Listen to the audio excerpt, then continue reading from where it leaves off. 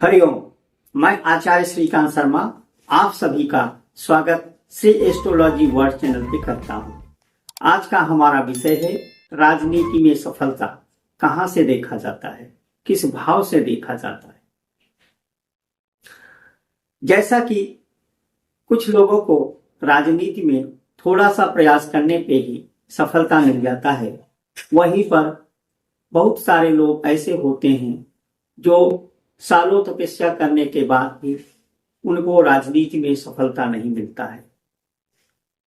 इसका रहस्य वैदिक ज्योतिष में छुपा हुआ है। आज हम उसी विषय पर चर्चा करेंगे। राहु को राजनीति का कारक ग्रह माना गया है क्योंकि राहु व्यक्ति को छल कपट और किसी भी बात करने का उसके अंदर चतुरता दे देता है। एक राजनेता के अंदर जिस प्रकार से छल कपट चतुर ये सब होना चाहिए, वह एक राहु ही ग्रह है जो व्यक्ति को उस क्षेत्र में ले जाता है। राहु का संबंध यदि 10वें भाव, 11वें भाव, 6ठे भाव या 4थे भाव से हो जाए तो ऐसा व्यक्ति राजनीति में सफलता होते हुए देखा गया है। कई महापुरुषों की कुंडली में राहु की महादशा में उच्च पद पर जाते हुए देखा गया है।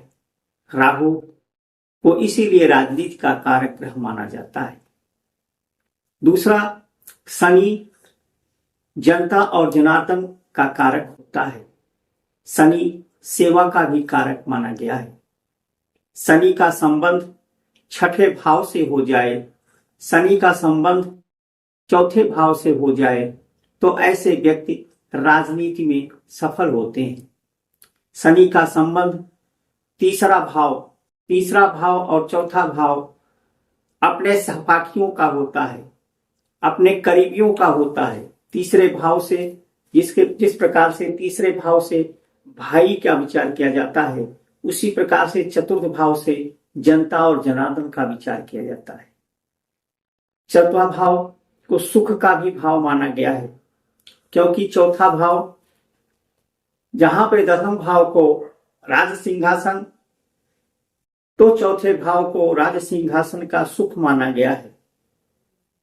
सिंहासन पर बैठना 10वां भाव दिखाता है तो सिंहासन का सुख 4था भाव दिखाता है। वह सिंहासन पर कितने समय तक सुख को भोगेगा वो 4th भाव बताता है।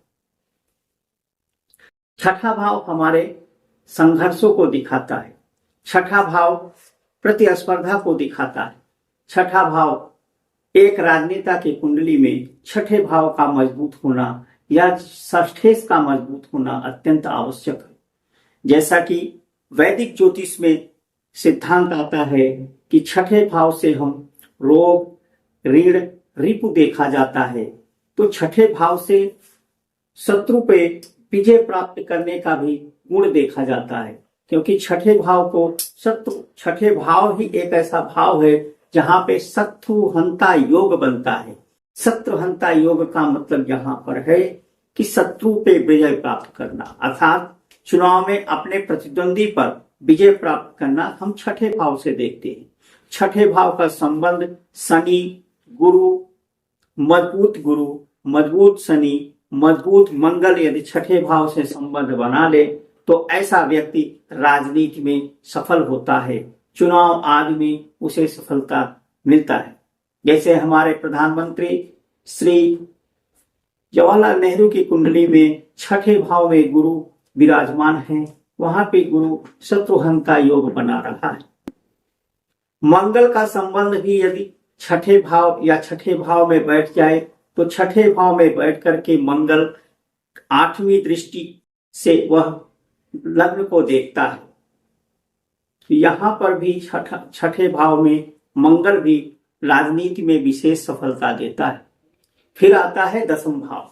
10वां भाव से हम राजसत्ता को देखते हैं, सिंहासन को देखते हैं, सत्ता के सम्मान को देखते हैं, उसे किस प्रकार से कितना समाज में उसे सम्मान और इज्जत की नजरों से देखा जाता है, ये 10वें भाव से देखा जाता है।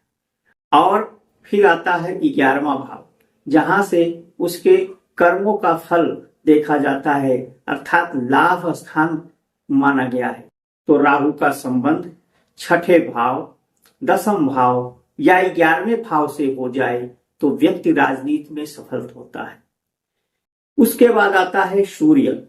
सूर्य सरकार का कारक है, सूर्य राजा का कारक है, सूर्य सत्ता का कारक है, सूर्य सिंहासन का कारक है। एक राजनेता के कुंडली में सूर्य का मजबूत होना अत्यंत आवश्यक है। सूर्य को जहां राजा, वहीं पर चंद्रमा को राजमाता का उपाधि दिया गया है। चंद्रमा का भी स्ट्रांग होना उतना ही जरूरी है जितना कि सूर्य का। लेकिन आने वाले कुछ दशकों में नीच के चंद्रमा व्यक्ति को राजनीति में सफलता अधिक दे रहा है। वर्तमान में बहुत सारे राजनेता ऐसे हैं जिनकी कुंडली में नीच का चंद्रमा विराजमान है और वो कैबिनेट में बैठे हुए हैं। तो चंद्रमा भी, क्योंकि जो बीजेपी का कुंडली है, भारतीय जनता पार्टी का जो कुंडली बनाए हैं हमारे जो है विद्वानों ने, इस काल में उसका गठन हुआ है बीजेपी पार्टी का, उस समय की कुंडली में देखा जाए तो वहां पर नीच का चंद्रमा है। तो अभी जो है, जो भी सरकार में अधिकतर देखे गए हैं, नीच के चंद्रमा वाले अधिक सफल हैं। बहुत सारे कैबिनेट में ऐसे मंत्री हैं जिनका नीच का चंद्रमा है। तो चंद्रमा का भी विशेष रोल है। इसी प्रकार से मंगल का संबंध सेनापति से है, फोर्स से है, मिलिट्री से है, सेना से है। तो एक राजनेता के लिए सबसे पहले अपने देश की सुरक्षा की जरूरत पड़ती है। तो मंगल का भी स्ट्रांग होना बहुत जरूरी है।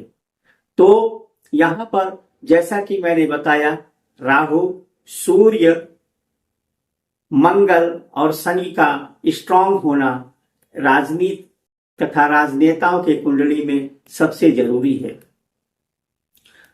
अब हम चर्चा करते हैं भाव, किन भावों से क्या देखा जाता है। जैसे लग्न का भी स्ट्रांग होना जरूरी है। लग्न से हम अपने व्यक्ति के व्यक्तित्व को देखा जाता है। जातक का व्यक्तित्व कितना अच्छा है, ये लग्न से देखा जाएगा। द्वितीय भाव का संबंध वाणी से है। द्वितीय भाव में बुध, शुक्र जैसे अच्छे ग्रह बैठ जाएंगे तो व्यक्ति एक अच्छा वक्ता हो जाएगा। एक राजनेता के लिए एक अच्छा वक्ता होना सबसे अधिक जरूरी है।